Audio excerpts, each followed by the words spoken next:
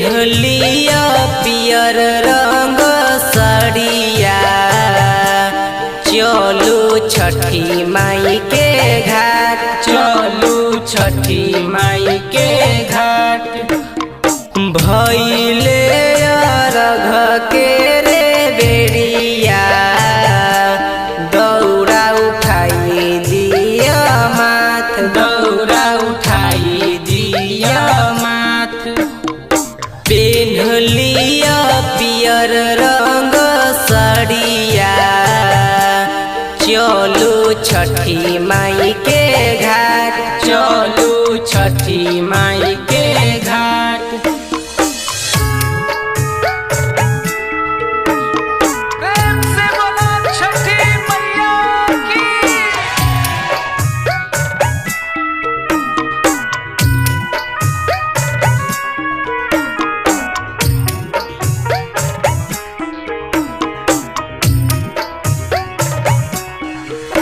आहे सरधास करी ह भौजी छठी के बरतिया मनावा के लाला सा तुहरो पूरा करथिन मैया पूरा करथिन मैया आहे सरधास करी ह भौजी छठी के बरतिया मनवा के लाला सा तुहरो पूरा करथिन मैया करी ह गोहार आदित्य देव से कल जोड़ दोनों हाथ कल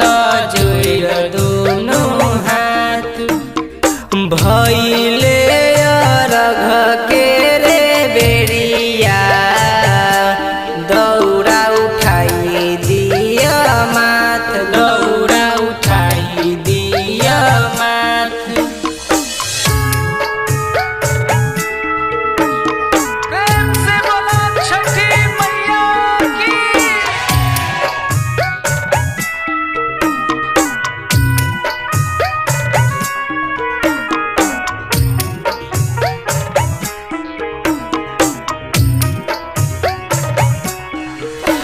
आहे कलशु नारियल के अरगा देविये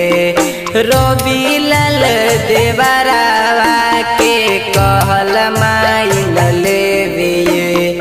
कहल माइल लेविये आहे कलशु